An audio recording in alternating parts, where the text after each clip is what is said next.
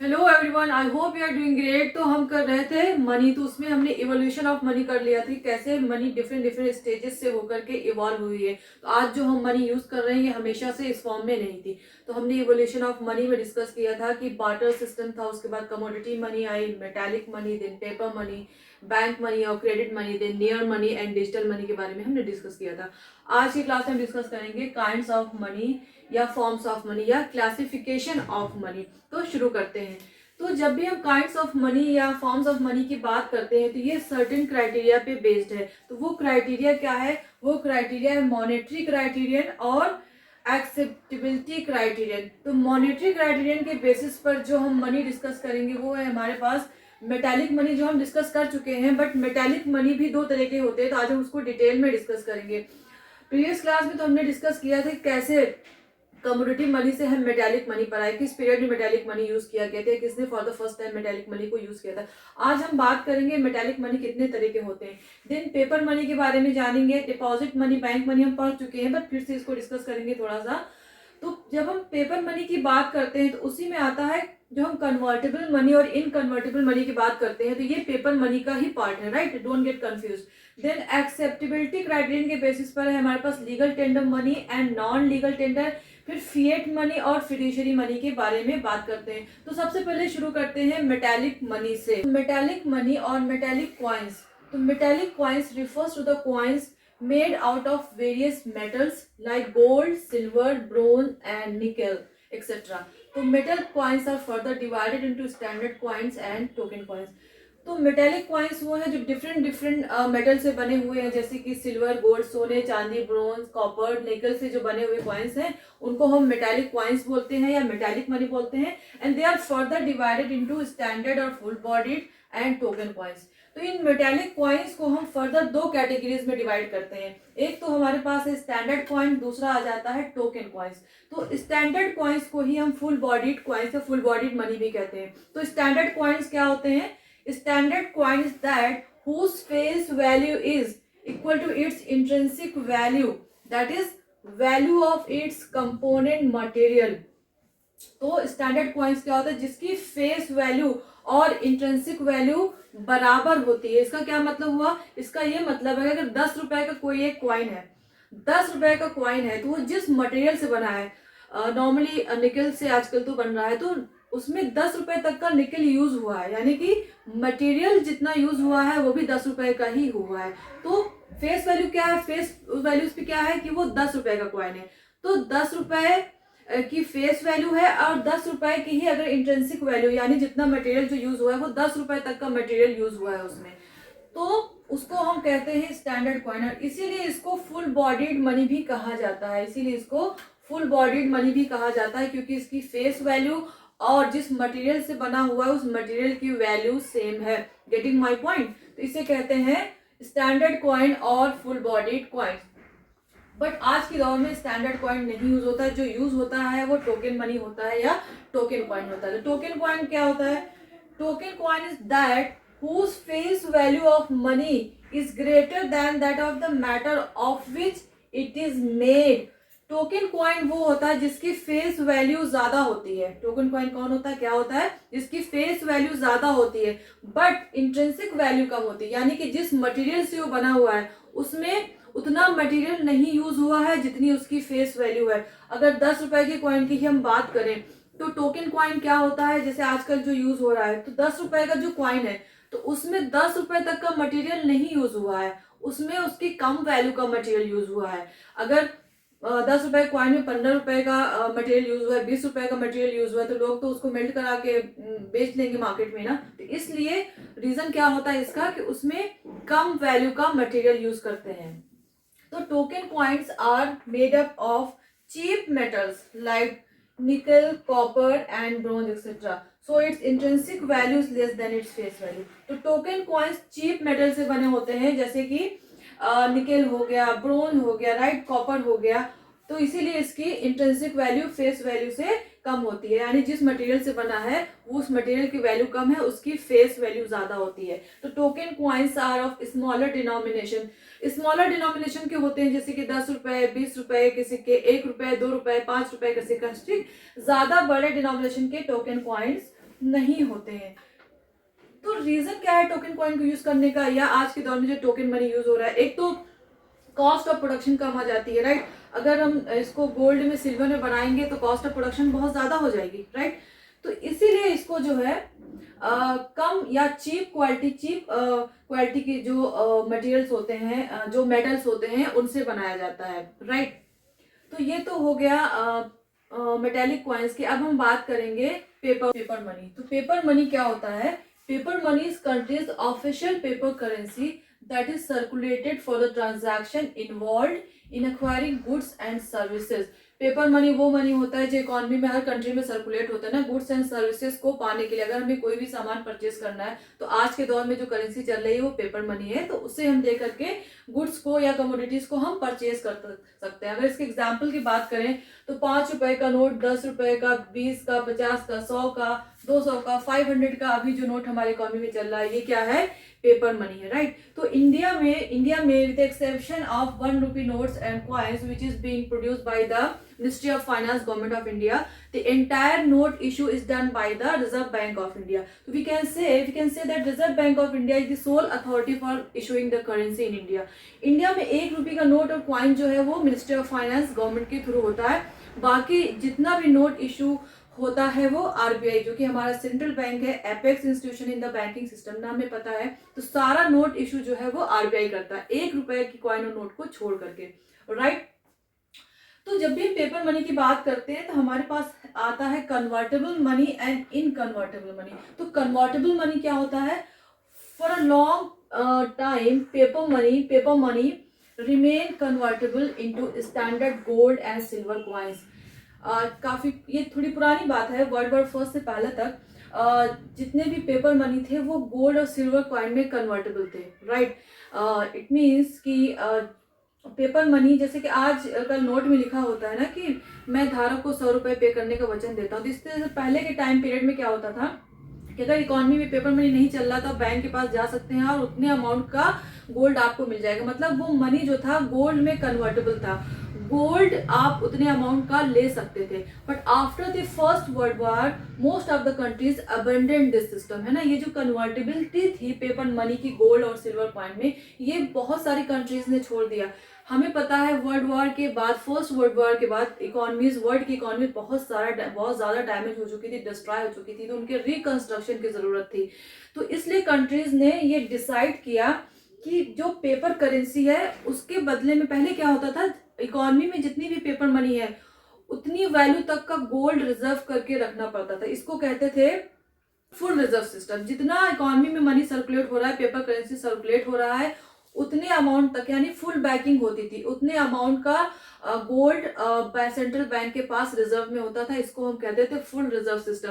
लेकिन world war first के बाद इस सिस्टम को अबेंडन कर दिया गया। इंडिया में भी 1927 में इस सिस्टम को अबेंडन कर दिया गया, और जो अडॉप्ट किया गया वो था प्रोपोर्शनल रिजर्व सिस्टम। यानी अब क्या हो गया था, जितनी भी पेपर मनी इकोनॉमी में थी उसका 30 to 50% ही गोल्ड के फॉर्म में रिजर्व रखना पड़ता था, गोल्ड रिजर्व रखने पड़ते थे आरबीआई के पास, ठीक है? 30 to 50% ही रखना पड़ता था, 100% गोल्ड रिजर्व रखने की रिक्वायरमेंट नहीं थी। तो इस सिस्टम को कहते थे प्रोपोर्शनल रिजर्व सिस्टम, और ये अडॉप्ट किया गया 1956-57 में, ठीक है? 1956-57 में जो अडॉप्ट किया गया वो था प्रोपोर्शनल रिजर्व सिस्टम, जो कि इंडिया ने भी अडॉप्ट किया। उससे पहले जो था फुल रिजर्व सिस्टम चलता था, ठीक है? तो जब पेपर मनी फुली कन्वर्टेबल थे गोल्ड में, उसको हम कहते थे कन्वर्टेबल मनी, राइट? तो अब हम बात करते हैं इनकन्वर्टेबल मनी की, राइट? तो जैसा हमने पढ़ा कि 1957 से इंडिया ने प्रोपोर्शनल रिजर्व सिस्टम अडॉप्ट कर लिया, बाद में वो भी अबेंडन कर दिया गया। अब जो इंडिया जो सिस्टम फॉलो करता है वो है मिनिमम रिजर्व सिस्टम।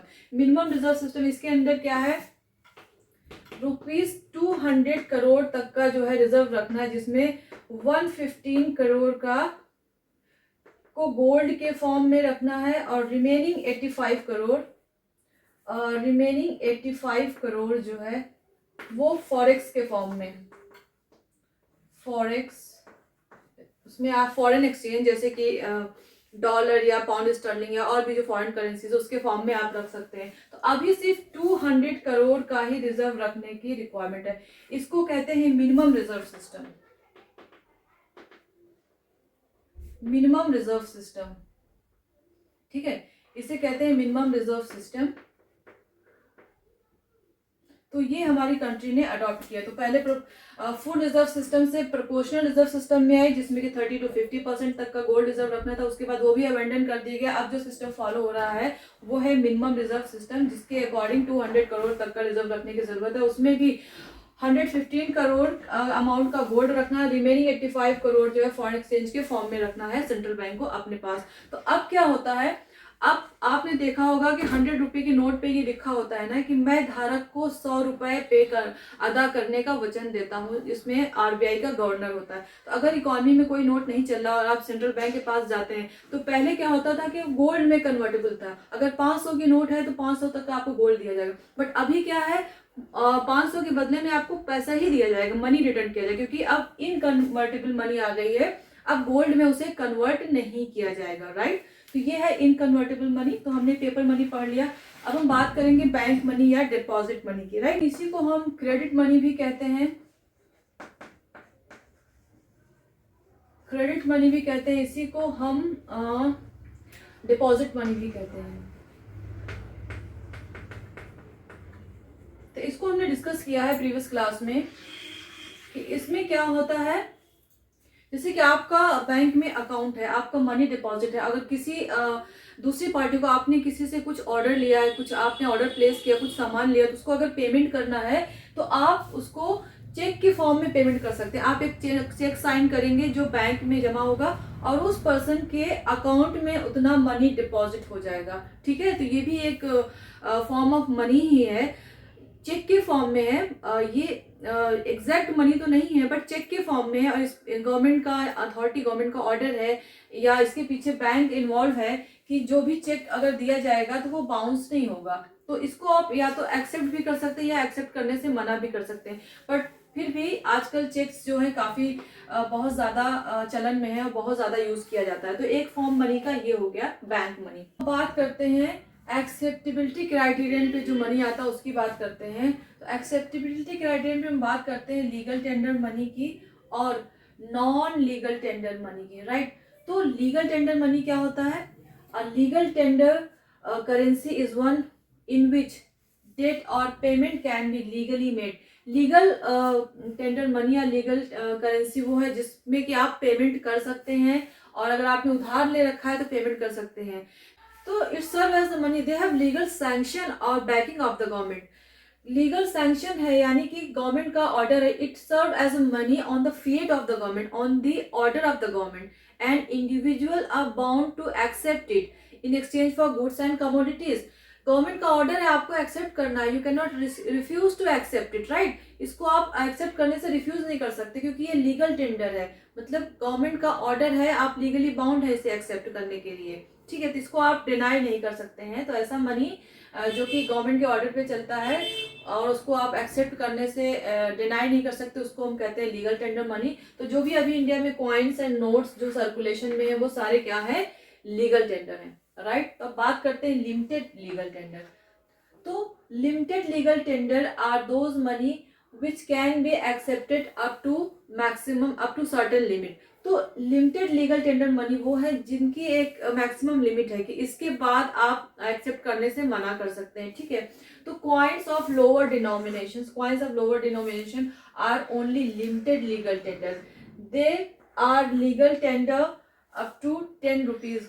तो जो लोअर डिनोमिनेशन के कॉइन्स होते हैं जैसे कि 5 पैसे, 20 पैसे ना, 25 पैसे, तो ये लिमिटेड लीगल टेंडर, इसको आप सिर्फ 10 रुपए तक की लिमिट तक एक्सेप्ट कर सकते हैं, उसके बाद आप एक्सेप्ट करने से मना कर सकते हैं। हालांकि अब ये जो कॉइन्स हैं स्मॉलर डिनोमिनेशन के, ये डिमोनेटाइज हो चुके हैं 2011 में। अब ये पिक्चर में नहीं है, अब ये यूज में नहीं आते हैं, बट जब ये थे तो इनको हम कहते थे लिमिटेड लीगल टेंडर, ठीक है। और अप टू 10 रुपीज तक ही आप इसे एक्सेप्ट कर सकते, उसके बाद आप डिनाई कर सकते हैं, रिफ्यूज कर सकते थे एक्सेप्ट करने से। फिर आता है अनलिमिटेड लीगल टेंडर। तो unlimited legal tender is the money which a person has to accept without any maximum limit. Unlimited legal tender money वो है जिसको कि एक पर्सन को एक्सेप्ट करना पड़ेगा, उसकी कोई मैक्सिमम लिमिट नहीं होती है कि आप इतने अमाउंट तक एक्सेप्ट कर सकते हैं, उसके बाद एक्सेप्ट नहीं कर सकते। अनलिमिटेड लीगल टेंडर में कोई भी मैक्सिमम लिमिट नहीं है, अनलाइक लीगल टेंडर मनी। जैसे लीगल टेंडर मनी में हमने बताया ना कि एक लिमिट है, उसके बाद आप उसे एक्सेप्ट करने से रिफ्यूज कर सकते हैं। तो अनलिमिटेड लीगल टेंडर मनी में कोई भी मैक्सिमम लिमिट नहीं है। तो in India currency notes of all denominations are unlimited legal tender. India में जो करेंसी नोट्स हैं वो अनलिमिटेड लीगल टेंडर के हैं, चाहे वो 5 रुपए का नोट हो, 10 रुपए का, 100 रुपए का, 200 का, 500 का, ये सारे ही नोट्स अनलिमिटेड लीगल टेंडर है। इसको आप एक्सेप्ट करने से मना नहीं कर सकते। तो अगर आपको किसी ने पेमेंट किया 5,000 रुपए, 10,000 रुपए, अगर वो 5-5 की नोट आपको दे रहा है, 10 रुपए की नोट दे रहा है, तो आप उसे एक्सेप्ट करने से मना नहीं कर सकते। हालांकि थोड़ा टाइम कंज्यूमिंग है, थोड़ा अनोइंग है, क्योंकि आपको काउंट करने में टाइम लग सकता है, लेकिन ये अनलिमिटेड लीगल टेंडर है, आप इसको एक्सेप्ट करने से मना नहीं कर सकते। राइट, तो हमने डिस्कस किया limited legal tender, unlimited legal tender. अब हम बात जो कि पार्ट थे लीगल टेंडर के, अब हम बात करते हैं non legal tender. Non legal tender या ऑप्शनल मनी। तो लीगल टेंडर मनी हमें पता है कि लीगल टेंडर मनी वो मनी है जो गवर्नमेंट के ऑर्डर पे होते हैं और उन्हें हमें एक्सेप्ट करना पड़ता है, we are legally bound to accept it. तो अनलीगल टेंडर मनी वो होते हैं जहाँ पर गवर्नमेंट का कोई ऑर्डर नहीं होता, गवर्नमेंट की कोई अथॉरिटी नहीं होती, आप उसे एक्सेप्ट करने से रिफ्यूज भी कर सकते हैं। तो अगर इसके एग्जाम्पल की बात करें तो चेक्स हो गए, डिमांड ड्राफ्ट या बिल्स ऑफ एक्सचेंज, ये सारी चीजें क्या है, ये नॉन लीगल टेंडर है। राइट, तो अगर आपने किसी को कोई सामान सप्लाई किया, आप बिजनेसमैन है, बदले में अगर आपको पेमेंट चेक में कर रहा है, तो चेक क्या है, cheques are the example of the non legal tender या ऑप्शनल मनी। तो यहाँ पर कोई गवर्नमेंट का ऑर्डर नहीं है, गवर्नमेंट की अथॉरिटी नहीं है कि आपको इसे एक्सेप्ट करना ही है, आप इसे चाहे तो रिफ्यूज भी कर सकते हैं। तो ये एक्सेप्ट किया जाता है दो लोगों के ट्रस्ट के ऊपर, यानी कि पेयर और पे के ट्रस्ट के ऊपर होता है। राइट, तो ये हो गया legal tender, non legal tender के बारे में। अब हम बात करते हैं fiat money and fiduciary money. Fiat money are that money which are issued by the order और authority of the government. Fiat money वो मनी होती है जो गवर्नमेंट के ऑर्डर या अथॉरिटी पर इशू की जाती है। राइट, और it includes all notes and coins which people in a country are legally bound to accept as a medium of exchange। तो फिएट मनी में क्या क्या इंक्लूड होता है, हमारी कंट्री में जितने भी नोट्स और कॉइन्स होते हैं वो फिएट मनी के अंडर आते हैं, और लोग लीगली बाउंड है इसे एक्सेप्ट करने के लिए, और चीज़ों को एक्सचेंज यानी कि चीज़ों के मीडियम ऑफ एक्सचेंज के लिए इसे यूज करते हैं, and they can not deny to accept. कोई भी इसको डिनाई नहीं कर सकता एक्सेप्ट करने से, क्योंकि ये एक गवर्नमेंट के द्वारा इश्यू की हुई मनी है, गवर्नमेंट इसमें इन्वॉल्व है, गवर्नमेंट के ऑर्डर पर इश्यू की हुई मनी है। राइट, तो this is called fiat money. Right, वहीं पे अगर हम बात करें फिड्यूशियरी मनी की, तो fiduciary money is that money which is accepted as a medium of exchange because of the trust between the payer and pay। fiduciary money क्या है, fiduciary money लोगों के ट्रस्ट के, दो लोगों के ट्रस्ट के ऊपर होता है, यानी कि इसके पीछे गवर्नमेंट इन्वॉल्व नहीं होती, गवर्नमेंट इसे इशू नहीं करती, गवर्नमेंट का कोई ऑर्डर नहीं होता कि इसे आपको एक्सेप्ट करना है, आप इसे एक्सेप्ट करने से रिफ्यूज भी कर सकते हैं। तो जब दो लोगों का ट्रस्ट होता है, यानी कि पेयर और पेई का ट्रस्ट होता है, उस बेसिस पर इस मनी को हम एक्सेप्ट करते हैं। अगर इसके एग्जाम्पल की बात करें तो जो इंस्ट्रूमेंट्स हैं जैसे कि चेक्स हुआ, डिमांड ड्राफ्ट हुआ, बिल्स ऑफ एक्सचेंज हुआ, तो ये सारे एग्जाम्पल है फिड्यूशियरी मनी के। फॉर एग्जाम्पल अगर कोई दो पार्टी ए और पार्टी बी, ए और बी, तो ए ने पार्टी बी को कुछ सामान सप्लाई किया, बी ने ए से कुछ सामान लिया। राइट, तो ए ने बी को कुछ सामान सप्लाई के बदले में बी क्या करता है, उसको जो पेमेंट करता है वो चेक के फॉर्म में पेमेंट करता है।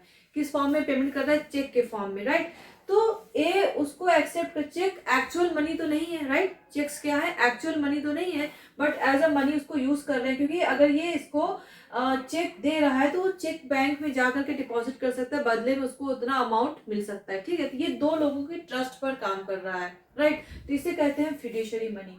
तो अच्छा, फिएट मनी की जब हम बात करते हैं तो हमने पढ़ा कि it is issued by the order authority of the government and people are legally bound to accept it. तो यही हमने लीगल टेंडर मनी में भी डिस्कस किया था। तो लीगल टेंडर मनी और फिएट मनी में क्या सिमिलैरिटीज हैं, तो फिएट मनी को लीगल टेंडर मनी होने के लिए जो कंडीशन फुलफिल होनी चाहिए वो क्या है, कोई मनी लीगल टेंडर मनी कब होती है, लीगल टेंडर कब होती है, पहले तो you can not refuse to accept it, you cannot refuse to accept it, refuse, you cannot refuse to accept it। और दूसरा क्या है, उस मनी का फिएट मनी होना चाहिए। तो अभी की अगर बात करें तो इंडियन रुपी या यूएस डॉलर सब क्या है, फिएट मनी है, राइट। तो मनी लीगल टेंडर कब होती है, जब वो फिएट मनी हो और you can not refuse to accept it, तब वो मनी क्या हो जाएगी, लीगल टेंडर मनी हो जाएगी। तो हम कह सकते हैं कि जो हमारी फिएट मनी है वो लीगल टेंडर मनी, क्योंकि गवर्नमेंट ने उसे इशू किया है और हम उसे एक्सेप्ट करने से मना भी नहीं कर सकते, ठीक है। तो लीगल टेंडर मनी और फिएट मनी कह सकते हैं कि एक ही चीज हो गई एक तरीके से। तो फिएट मनी ही हमारी लीगल टेंडर मनी है, क्योंकि इसे गवर्नमेंट ने इशू किया है। और लीगल टेंडर क्यों है, क्योंकि इसको एक लीगल स्टेटस मिला है, लीगल स्टेटस मिला है कि ये मनी, इस मनी को आप एक्सेप्ट करने से रिफ्यूज नहीं कर सकते। और फिएट मनी की कोई इंट्रिंसिक वैल्यू नहीं होती है, फिएट मनी की कोई इंट्रिंसिक वैल्यू नहीं है। यानी कि अगर एक 100 रुपए का नोट है तो उस 100 रुपए के नोट की बनाने की कीमत कितनी आएगी, उसकी कॉस्ट ऑफ प्रोडक्शन कितनी आएगी, वो एक कागज का टुकड़ा है। उस कागज के टुकड़े की वैल्यू 100 रुपए तो नहीं है, लेकिन हम क्यों एक्सेप्ट कर रहे हैं, क्योंकि हमारी गवर्नमेंट ने, हमारे सेंट्रल बैंक ने इसे इशू किया है, तो हमें ट्रस्ट है उस पर, ठीक है। गवर्नमेंट की अथॉरिटी, गवर्नमेंट का ऑर्डर है कि हम इसे यूज करें, इसे एक्सेप्ट करें, ठीक है। तो इस फिएट मनी को लीगल रिकॉग्निशन मिला है, right. Central bank has given legal status to this fiat money, central bank ने इसको एक लीगल स्टेटस दिया, इसलिए इसको हम लीगल टेंडर मनी कहते हैं। आई होप आपको ये क्लियर हुआ होगा कि फिएट मनी क्या है और लीगल टेंडर। जो मनी चल रही है हमारे कंट्री में वो फिएट मनी है। लीगल टेंडर क्यों है, क्योंकि उसको एक लीगल रिकॉग्निशन मिला हुआ है, राइट। तो that's all for today, thank you very much.